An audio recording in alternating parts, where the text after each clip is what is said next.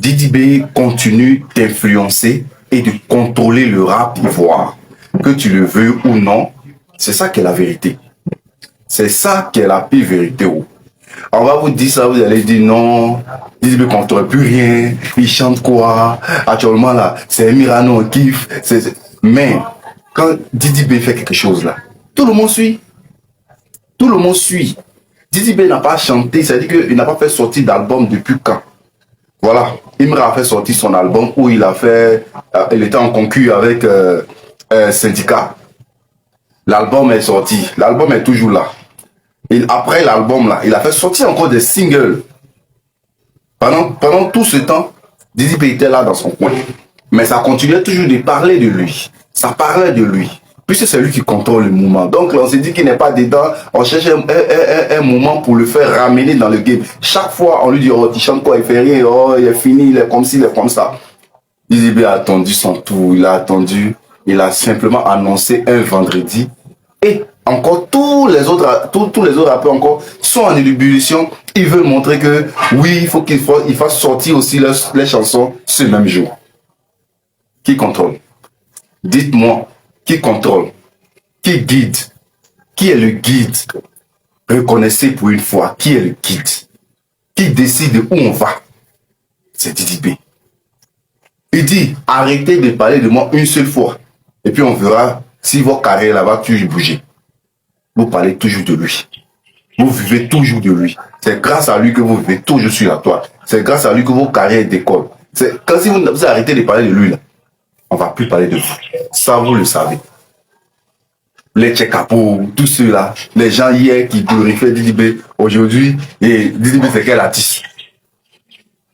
Tous les petits artistes aujourd'hui, là, comme ils ont un peu de nom, et très Didi B, n'importe quoi. Didi B reste le guide. Atassa. Ah. Donc, si je comprends bien, tout ce que Didi B a fait en 2025 là, c'est zéro trouvé mérite. Déjà, avant tout propos, vous savez qu'ici, on a toujours prôné l'objectivité, la logique. Et cela, peu importe notre position. Donc, évidemment que je vais féliciter le H. Félicitations à lui et à sa team. Ils ont charbonné. L'année était belle pour eux. Et on va pas mentir, c'est mérité. Comme j'aurais dit également la même chose si c'était Didi B qui avait gagné également. Parce que comme j'ai dit, l'un ou l'autre, ça n'allait pas être un vol. Parce que les deux ont livré une année incroyable. Vous savez, la justice, c'est de reconnaître le mérite de l'autre, même quand ce n'est pas de ton propre camp. Comme disait Sun Tzu, dans l'art de la guerre, comme d'habitude, connais ton ennemi et connais-toi toi-même. Comme ça, tu seras invincible. Et ici, on connaît la force de l'adversaire. Une moyenne sur une fois. Ils ont bataillé, donc là, les gars, donnez à César ce qui appartient à César. Mais c'est aussi dans ce même contexte de justice-là que Montaigne dit, la justice ne consiste pas à donner à chacun la même chose, mais à donner à chacun ce qu'il mérite. Et soyons honnêtes, zéro trophée pour Didi B. Donc si je comprends bien, avec l'année incroyable de Didi B en 2025, c'est zéro trophée mérite quoi. C'est totalement illogique. Parce que pour moi, ce qui s'est passé le vendredi là, c'est une manière de lui dire simplement que, mon gars, tout ça là c'est rien. Tu n'as rien fait mon ami. Tu fais rien. Toi, tu penses que tu es fort, pourtant tu n'es rien. Tu n'as rien fait, mon gars. Ça, oh, c'est rien. Pour moi, c'est ça, en fait. Alors qu'on sait tous que ce n'est pas le cas. Je ne vais pas encore venir lister tout ce que Didi B a fait. Si vous voulez voir les arguments, ils sont dans ces deux vidéos. Parce que 5-0, c'est une manière de nous dire qu'il n'y a jamais eu match entre Didi B et Imra cette année. Imra a terrassé Didi B cette année. Alors que ce n'est pas le cas. Vous savez très bien, ce n'est pas vrai. Est-ce que ça, par exemple, Imra n'a pas rempli le stage Félix Bouébani en 2025? À ce que sache, Imra n'est pas rentré le Billboard en 2025. Et à l'heure où même je vous parle, l'album de Didi B est sorti il y a 7 mois. L'album, on dit c'est flop là. C'est en train de concurrencer toujours Dashiba et Big Akafo Akake. Actuellement, je vous parle. L'album est top 2 des charts. Et globalement, l'album est resté dans le top 5 des meilleurs albums des charts depuis 7 mois. Parce qu'on fait comme si l'album de Didi B est sorti il y a 2-3 mois. Non, hein. Ça fait 7 mois, c'est depuis avril. Mais on est là. Et je vous parle aujourd'hui, en septembre. L'album est deuxième. Genre, vous comprenez pas, on dirait. Genre, un album sorti il y a 7 mois. On dit c'est flop partout. Mais l'album est deuxième des charts en septembre. C'est-à-dire 7 mois après. On est chez les fous vraiment dans le rap ivoire. On est vraiment chez les fous. Bref, ça c'était une parenthèse. Et mais comme il a dit, ça même c'est une petite partie de ce que Didi B a fait en 2025. Donc ça, ce sont des faits qui prouvent que ce que vous voulez nous montrer là, c'est pas vrai. Votre résultat de 5-0 là, c'est pas vrai. Peut-être si vous voulez, on est dans une configuration de 2-2, 3-2, mais 5-0 là, c'est faux. Maintenant, comme il vous connaît comme ma peau, qu'est-ce que vous allez venir dire? Oh, on a dit de voter, on n'est pas voté, il y a quoi? Oh, on a voté. Oui, je vous le concède. Oui, je vous le concède. Mais n'oublions pas le principe. C'était quoi le principe à la base? 20% pour les votes gratuits, 40% pour les votes payants et 40% pour le jury. N'oubliez surtout pas ça. Et moi, c'est cette petite partie-là qui m'a attardé. 40% des jurys là. Les jurys là, en question là, c'est des personnes qualifiées, c'est des experts, des professionnels censés être là justement pour corriger les biais de la foule. Eux, leur rôle là, c'est d'être la voix de la raison et de la technique. Donc, vous êtes en train de me dire que parmi tous les jurys qualifiés, là, aucun n'a pu réfléchir comme je suis en train de le faire actuellement là. C'est ça. Parce que des cas où les gens sont premiers dans les votes et puis ils gagnent pas le premier de là. Dans ce même premier, on a vu ça. Hein. Parce que quand c'est Zray qui n'est pas premier dans les votes, mais finalement qui gagne sa catégorie, c'est logique. Mais quand c'est Didi B qui n'est pas peut-être premier dans les votes, mais qui a la possibilité de gagner des titres, ça c'est silence radio. Genre là-bas on ne réfléchit plus, c'est ça. Donc les 40% des jurys qui doivent réfléchir là, c'est à quel niveau comme ça, ça va. Hein? En somme, tout ça me fait penser à une phrase de Victor Hugo qui dit: rien n'est plus puissant qu'une idée dont l'heure est venue. En d'autres thèmes là, ça veut dire que l'idée ici là, c'est de consacrer une nouvelle ère, un nouveau roi, un nouveau boss, forcément. Peu importe la réalité des faits. Et moi ça me fait rire parce qu'on savait déjà, ne vous inquiétez pas. Mais s'il vous plaît, dosez un peu. Dosez un peu. Oh, encore une fois, big up à Imra et à sa team. Ici on ne remet pas en cause, voilà, son mérite. On remet surtout en cause la logique bancale des organisateurs du Bungoud. Parce que si on commence à récompenser sans cohérence, on tue la méritocratie et on encourage le favoritisme. Donc les gars, vous connaissez, c'est vrai qu'à cause des années, c'est venu déconstruire les bêtises qu'on voit à longueur de journée là. Il y a un bruit, il y a jamais un bruit. Comme d'habitude, c'est une fois qu'on a bougé toujours. Si Imra avait pas eu l'argent, Imra allait être vilain. Il allait être très vilain. C'est qu'il y a. Et puis, toi, tes locks là, tu es loxé. Mais en fait, là, Imra, le dégradé du bas de Imra là, en fait, ça, genre, ça rend moche ses locks. C'est juste que quand il fait descendre là, mais quand il soulève là, tu vois sa grosse tête là en bas là-bas. Faut laisser pousser tes cheveux. Moi, il veut de ton bien. Laisse pousser tes dégradés du bas là, tu as complété. C'est les sales coiffeurs d'Abidjan. Enfin, bref, désolé. Avec tout le respect, mais en fait, là, les coiffeurs d'Abidjan, ils sont pas trop ça.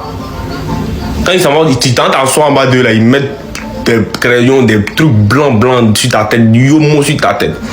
Arrêtez de dire à vos coiffeurs, il faut pas, ils vont trop rentrer dans vos contours. Sinon, la jeunesse ivoirienne, d'ici 2030, là, vous serez tous chauves, étant jeunes. Ils foncent trop dans votre tête. C'est pas bien. C'est pas bien. Notamment Imra même. Toi, dans quelques années, toi, tu seras chauve même. Avec tout le respect pour les coiffeurs. Oui, mais en tout cas, arrêtez de foncer. Comme il tombe à Abidjan, tu te coiffes, même si c'est 2 moments, il m'a fait là-bas. Il me coiffe une fois, c'est fini. Soit on me coiffe, pas moi-même, me coiffe. Voilà. Mais il me faut laisser pousser tes cheveux. Ça n'a qu'à donner un sens. Faut donner. Quand tu fais en fait des locks avec un tape, en fait il y a des cheveux ici, il y a des cheveux ici, c'est joli. Mais pour toi là ça va pas. Parce que quand tu soulèves ta tête là, on voit de l'intégration. Ta tête est gaïa. Bref. En tout cas, tu m'aurais compris. Il veut ton bien. Mais si tu n'avais pas eu l'argent, tu serais vilain même. Faut regarder ton avant et ton maintenant et c'est la même chose. Chers camarades peuple africain, population de la Côte d'Ivoire, l'heure est grave. J'ai dit, si vous aimez vos familles, vos enfants, vos parents, s'il vous plaît, de grâce, demandez-leur à partir de lundi là.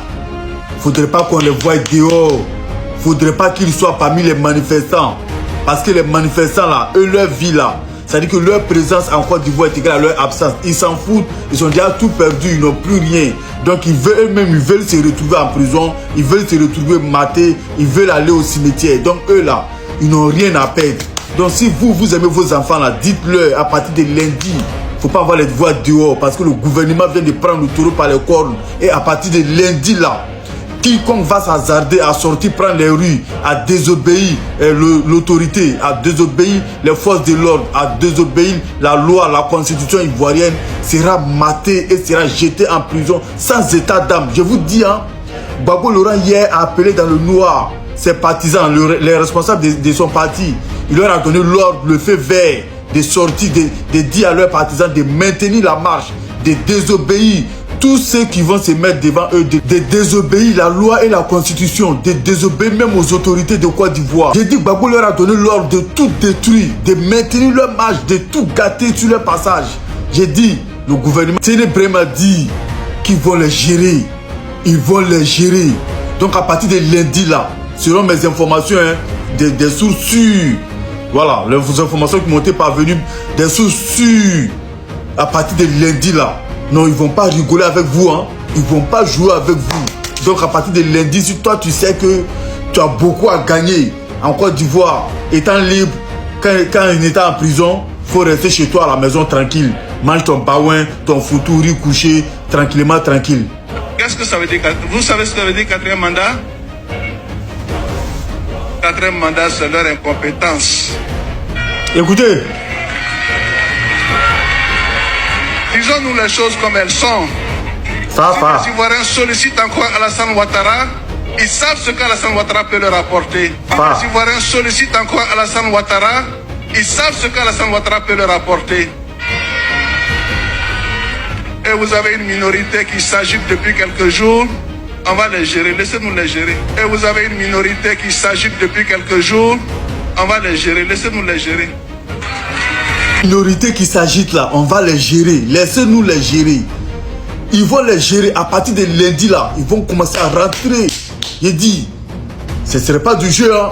Ce ne serait pas du jeu. Donc si vous voyez ça en plaisanterie là, sortez, sortez, allez donner vos vies, hein, à ceux qui n'ont rien foutu de bon dans le pays. Allez donner vos vies à ceux qui ne veulent même pas vos biens. Allez donner vos vies à ceux qui n'ont jamais rien fait pour vous. Allez donner vos vies à ceux-là même qui sont assis peinards chez eux là-bas avec leurs femmes dans le salon en train de regarder la Côte d'Ivoire dans l'écran géant. Et eux-mêmes là, ils applaudissent, ils sont fiers de la Côte d'Ivoire. Eux-mêmes, ils disent que le pays il y a eu beaucoup de barres en Côte d'Ivoire. Il y a eu beaucoup de réalisations. Eux-mêmes, ils savent que le pays est en avance. Mais là, tout ce qu'eux veulent là, Alassane n'a qu'à quitter là. C'est leur problème qui est là. Alassane n'a qu'à quitter là. Sinon, ils reconnaissent qu'Alassane Ouattara, c'est un bosseur, c'est un barasseur. Il a travaillé dur. Mais tout ce qu'ils veulent, sa tête là, ils ne veulent pas voir. Parce que pour eux là, dans leur conscience, dans leur pensée, dans leur sommeil même là, dans leur cauchemar, tout ça, Alassane Ouattara n'est pas ivoirien, donc il doit quitter là. C'est leur problème qui est là. C'est Gbagbo Laurent qui est ivoirien. Donc Gbagbo Laurent, il veut l'installer Gbagbo Laurent, mais Alassane Ouattara n'a pas quitté là. Sinon, regardez. C'est pas un mandat c'est pas 4e mandat qui les dérange. 4e mandat, Alassane Ouattara même son premier mandat, 2e mandat, 3e mandat là même, ils veulent pas. Alors, ça venu même au pouvoir même, ils n'ont jamais aimé. Et même ils ont dit que tant qu'eux vivent là, Alassane Ouattara serait jamais candidat, en plus forte raison être président. Donc c'est pas 4e mandat qui les dérange, c'est Alassane Ouattara en personne même qui les dérange. Donc là, on a qu'à faire un bloc derrière son excellence Alassane Ouattara. Tout le monde soutient, c'est-à-dire soutien total. Alassane Ouattara va, c'est-à-dire que le roi de la Côte d'Ivoire, il va gouverner le pays jusqu'à 2050. Famille, objectif 2050, n'oubliez pas, hein, objectif 2050, c'est pas 2030, c'est pas 2040, 2045, non, objectif, hein, 2050. Parce qu'on ne peut pas accepter que vous demandez à un vieillard de sortir, vous demandez à quelqu'un qui veut faire 4e mandat inconstitutionnellement, et vous demandez, vous souhaitez que votre président qui a déjà fait 2 mandats, vous souhaitez que lui vienne faire son 3e mandat. Vous souhaitez que lui continue, malgré son âge, malgré sa vieillesse, malgré son handicap. Vous voulez qu'il revienne au pouvoir et vous voulez que l'autre s'en va. Comment c'est possible? Comment remplacer un vieux par un vieux? C'est-à-dire que vous-même, vous n'êtes pas intelligent, vous n'êtes pas conscient. Si vous-même, vous venez nous berner même 4e mandat et puis nous proposer un jeune là, nous on peut vous soutenir, on peut vous accepter, mais vous voulez que le vieux s'en va et vous voulez faire venir vos vieux. Ah, toi tu veux chasser moi mon vieux père, moi mon papa, moi mon chao, et puis toi tu veux installer ton chao. Ah, d'accord, on va avancer ensemble, on va courir ensemble, j'ai dit, on va voyager ensemble, vous n'allez pas croire. Famille, donc l'information du jour c'est là. J'ai été contacté, on m'a dit à partir de lundi là, que ça va chauffer. Ça va chauffer sur le terrain. Donc, moi, je vous aime très bien, que vous soyez dans l'opposition ou pas. Moi, je vous aime très bien. J'aimerais pas que vous vous retrouviez en prison après les élections. J'aimerais pas, parce que après les élections, il y a encore d'autres élections. Il y a beaucoup de mangements qui arrivent. Et puis encore, il y a la fête qui arrive, tout ça là. Donc, moi, j'aimerais pas vous retrouver en prison, tout ça là, à ne rien foutre là-bas, à vous donner, voilà, aux gens là-bas, vous, hein. Voilà. Donc, restez calme, stoïque et imperturbable. Opération zéro camouflage, aucun danger permanent. Si vous restez dans la droiture. Mais si vous sortez dans leur désobéissance civile là pour marcher, détruire tout, vous attaquez au bien public, bien privé, en danger permanent, hein. Opération camouflage. Parce que si on t'inquiète là, tu vas lire le. Sur ce, un bon entendeur, Saline. Merci de t'apporter, partager, inviter vos amis, mettez les cœurs. On est ensemble. Yo l'ami fan, voilà arrivé à la fin de la vidéo. Dites-moi ce que vous en pensez. Dites-moi ce que vous en pensez des actus. Est-ce que Didi B contourne toujours les games? Est-ce que ça c'est vrai? Didi B contourne toujours les games. Parce que à voir ce qu'il est en train de faire là, c'est visible quoi, c'est visible. C'est visible, mais d'une part aussi on peut dire que non, le featuring ça compte pas. Parce que après tout c'est pas la vitesse qui compte, mais c'est l'endurance au fait. Parce que Didi B il est endurant, il est toujours dans le game. Parce qu'on ne sait pas si il m'a aussi fait le même nombre d'années, il va encore être toujours au top ou pas. Donc voilà un peu, je ne sais pas de me donner votre avis en commentaire. Et n'oubliez pas aussi de liker, de commenter ensemble.